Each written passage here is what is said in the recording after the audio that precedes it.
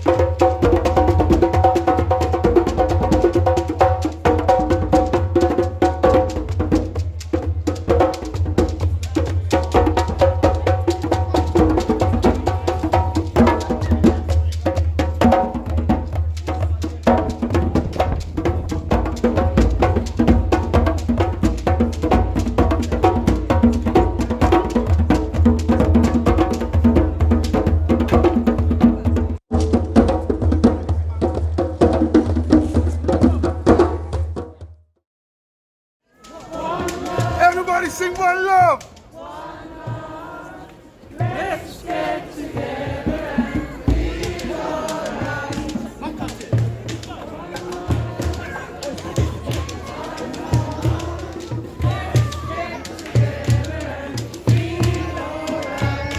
Alright, we want everybody to sing One Love. Does everybody know One Love? Does everybody know Bob Marley, One Love? Have you got any singers here that can help us as well? Any vocalists? Come on, sister.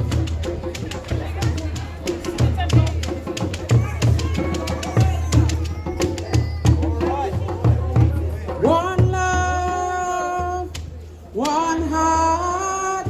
Let's get together and feel alright. One love, one heart. Let's get together and feel alright. One love, one heart. Let's get together and feel alright. Let me hear you sing. What is it? Let's get together and feel alright. One love, one heart. Let's get together and feel alright. Oh, you sounded good. And again, one heart, one heart. Let's get together and feel alright. One love, one heart. Let's get together and feel alright. Woo! Alright.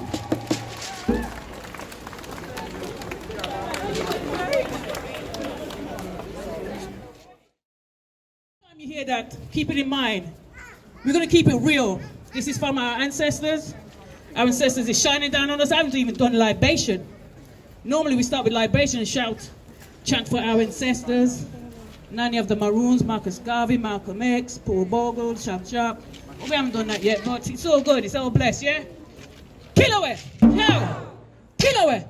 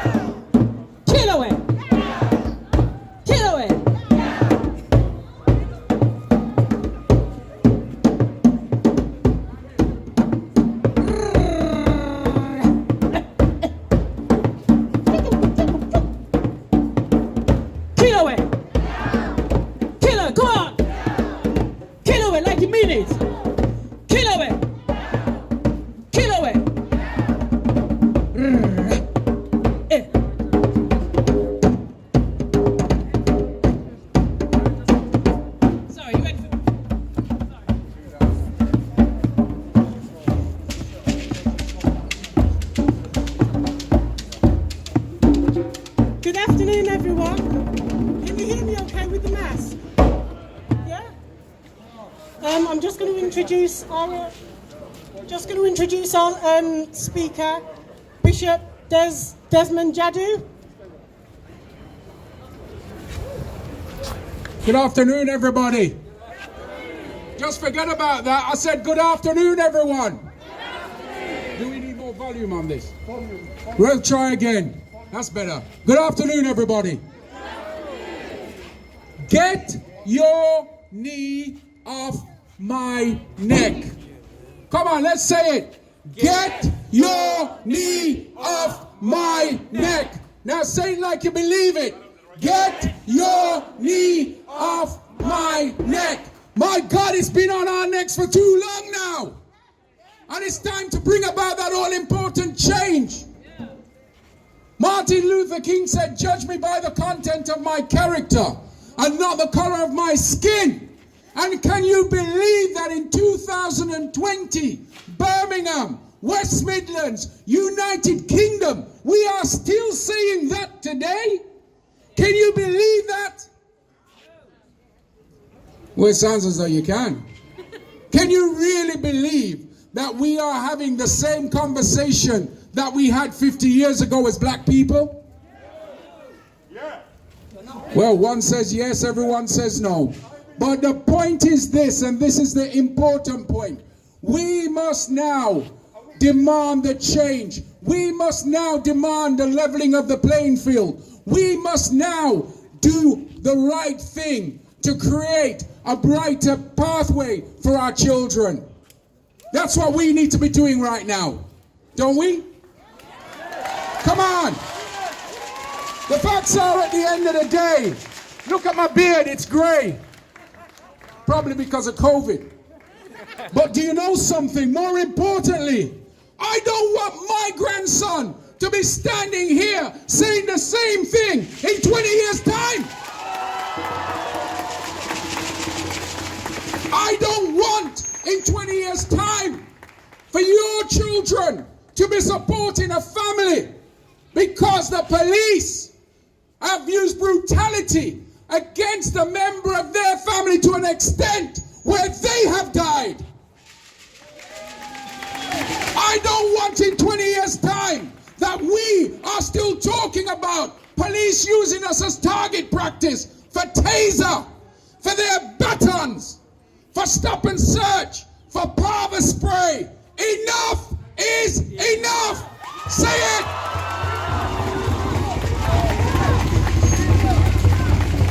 God created each and every one of us equally and in his image.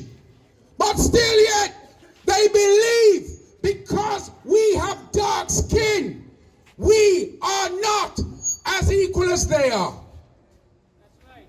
We're not on a plantation anymore, people. We're not in a cotton fields anymore. Right? They give us so-called freedom, but they didn't give us anything to start off with. But it's time that we wake up to the great and mighty people that we are.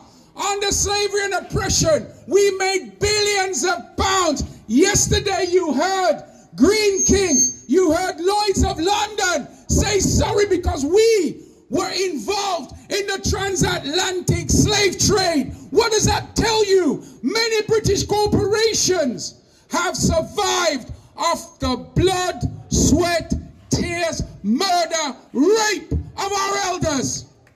It's time now we demand. It's time now that we demand justice.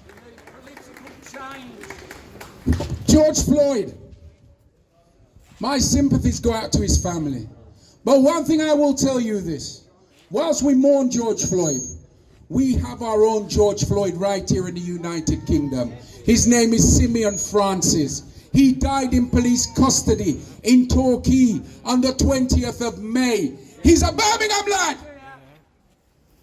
And last night, Devon and Cornwall police tried to discredit me when they said I am putting out misinformation about a video. It was shot on the 31st of July 2019 when the police tried to arrest him. And do you know, when they pinned him to the ground, 10 of them, and held him down for 13 minutes, and when the man said, I can't breathe, they were more concerned about telling off the man that was filming what was going on. What life, what value is placed on the life of a black man?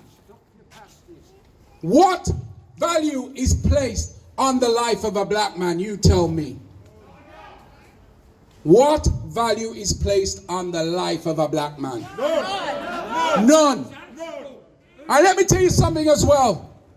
We've heard a police officer say, and I wish the black police officers would speak up more. Yeah. Once they're in the uniform. Yeah. Once you're in the uniform, speak up more. What did he say? We won't get good community relations until the police stop thinking that black people are their property. Are you the property of the police? Are you the property of the police? They work for us.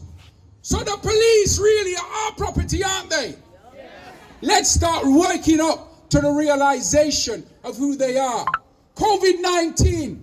I know over 100 people who have died. Who knows somebody here? Hold up your hand of people who have died from COVID-19. A whole host of us. It's killed off our elders. And do you know why? Because no one was bothered to invest in us as a community. They raped us. Our parents came here. They worked hard. They rebuilt great cities like Birmingham. But when it came to them being ill, they would not carry out specific research to look after our community. After all the contributions that the Windrush generation made. And hey, there's another one, the Windrush generation. We've been supporting, me and Charlie Williams and our national organization. We have been supporting families who have lost their homes, lost their children, families who have lost their lives, families who have lost their jobs, family who have been people who have been deported, people that we've had to get back from the Caribbean. Why is it that we're having to do all this thing? Because you know something? Because of the racism that is here. So let's wake up to the fact today, the playing field is not level. Let's wake up to the fact today that we're racially profiled. Let's wake up to the fact today, the only person that views us equally is God Almighty and no one else. But we give God thanks because while God is in the house, we always stand a chance. There is always hope. And what we've got to do now is cling on to that hope. But one thing COVID has taught us today is that now is our time. Give me an amen. Amen. Give me an amen. Amen. Give me a praise the Lord as well. That's what I like to hear. I'm going to be speaking to you later. I just thought I'd give you that for a little warmer. So thanks for listening. But before we move on, the bishop in me always says that we're now going to pray. And I'm going to call Bishop Jonathan Jackson from the Rock to come and lead us in prayer. Jonathan Jackson, welcome the bishop, please.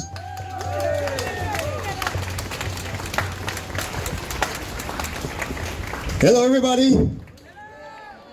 Do Black Lives Matter? Do Black Lives Matter? We are the original people of the earth. And I believe that God has brought us here to do a powerful job.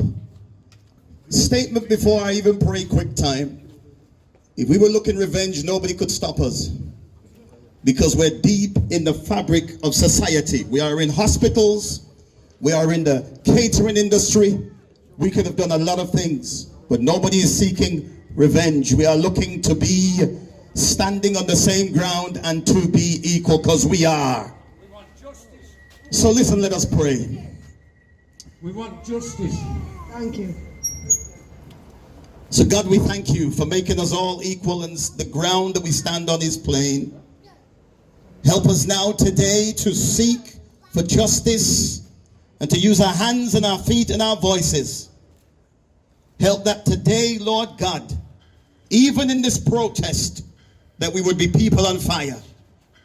That the fire would not burn out because this ends as an hashtag. Before an hashtag came, there were our lives. And here they are today. Help us to live for you and to be people of justice.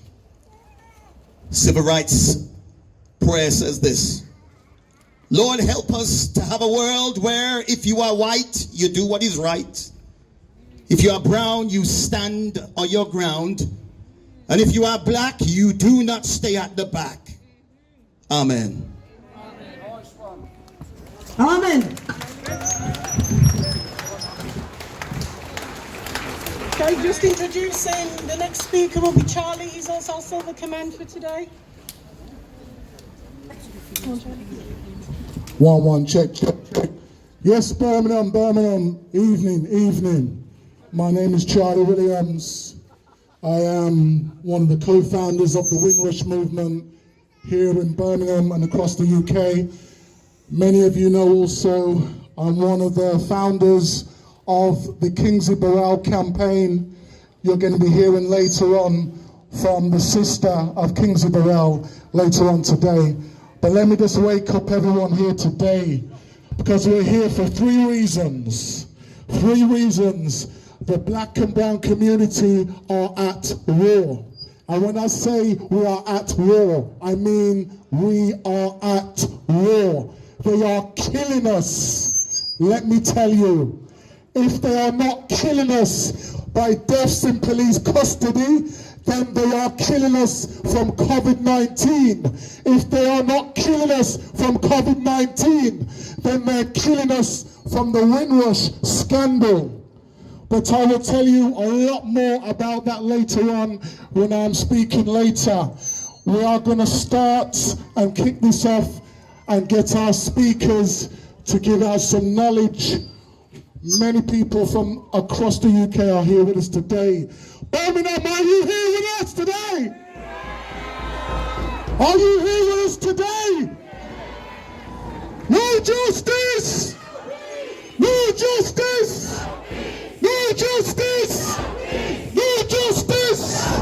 You're weak. Birmingham is not weak. Birmingham is a powerful black, brown, white city. Power fists in the air, everyone, right now. Power fists in the air. No justice! No justice! No justice! No justice! No justice! Who are the murderers? Who are the murderers? Who are the murderers? Who are the murderers? Who are the murderers? Who are the murderers? Who are the murderers? Who are the murderers? Who are the murderers? No justice! No justice! No justice! What do you want? What do you want it? What do you want? What do you want it? What do you want? What do you want it?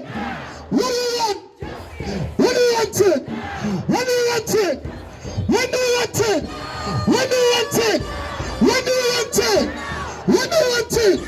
When do you want it? I don't believe you. You're weak. You're weak. When do you want it?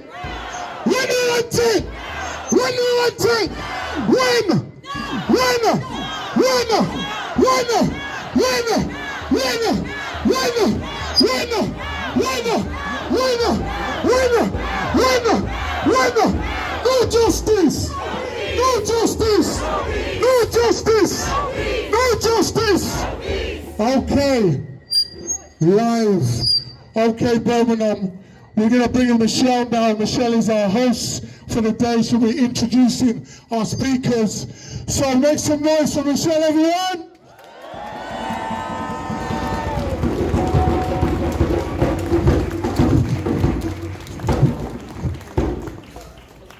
Thanks for coming, everyone.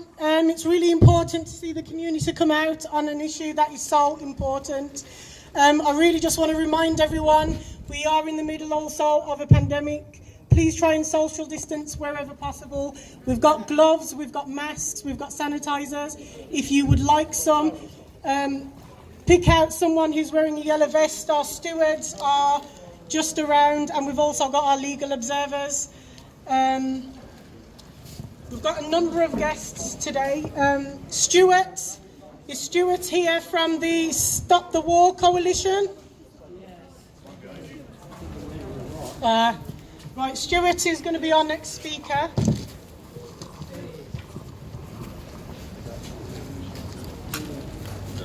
Yeah, let me just, Is this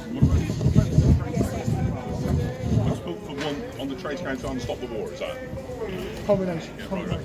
Hello, I'm Stuart Richardson, and I'm the Treasurer of the Birmingham Trade Union Council, and I give you greetings of a representative body of tens of thousands of trade unionists in the city. I want to talk very briefly about our experience of fighting racism, but the first thing I'd say is that we have to build a powerful movement. And one of the things that you've got to do is to join a trade union. Large numbers of people are not members of the trade union, but the trade union movement has the power, the collective power to act. It has legal services which can challenge for racial justice. But unfortunately, Birmingham has a very bad record on the question of racism at jobs. Unbelievably, I didn't even believe this when I first heard it, but in 1958, a young black woman walked into a factory in Birmingham, and immediately the factory went on strike.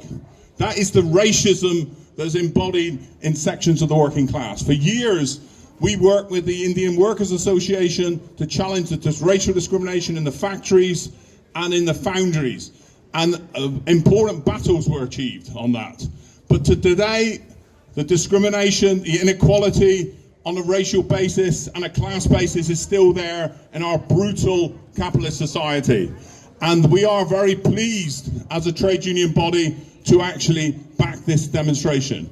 I also want to say something, as the introducer said, from Stop the War Coalition. I'm the Secretary of the Birmingham Stop the War Coalition. We have deep racism against black people, we have violence against black people, but we also have to understand that the dominant form of racism in the last 20 years has been Islamophobia. Samia Koob will be speaking later. She was physically attacked and they tried to rip the scarf off her head for being a Muslim. That is the reality of society in Birmingham today, Birmingham in the last few years.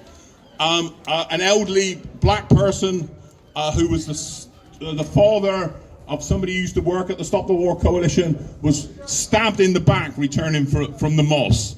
So we have that form of racism. And that form of racism comes out of the imperialist wars, the invasion of Iraq, the invasion of Afghanistan, the demonization as terrorists of Muslim people has actually developed that form of racism.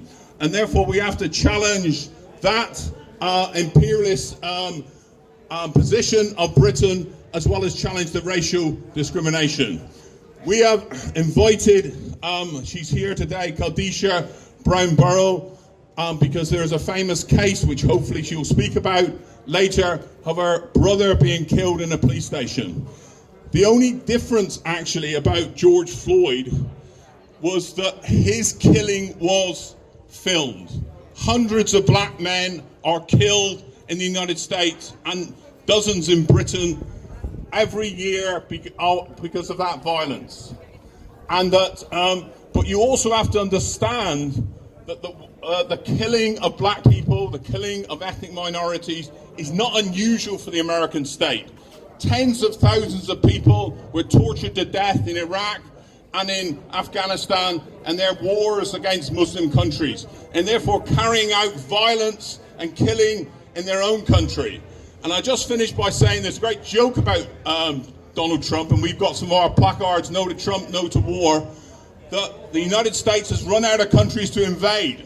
So what they've got to do is invade their own country.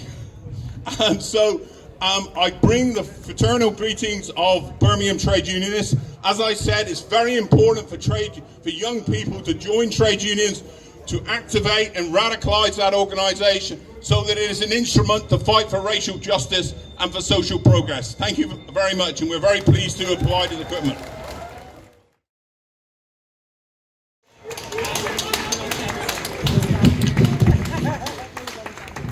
No justice. No justice. No justice until they start prosecuting police is the reason why we're all here today. 9 years we've been waiting, no justice. 18 months for Kingsley's body to be released, no justice. United Family and Friends campaign in London, we march every single year on the 26th of October, every year to 10 Downing Street. All the families have a letter to present to the Prime Minister. Not once has he acknowledged the letter that we've been writing to the Prime Minister about systematic deaths, systematic failures that continue to happen year upon year upon year. We've had enough. UK has had enough. Over 6,000 people who have died in police custody, and not one police officer have ever been accounted before. What do we want? Justice. What do we want? Justice. When do you want it? We've been waiting too long. It's been systematic failures, systematic from the coroner, the inquest, the CPS, the IOPC, who are not fit for purpose.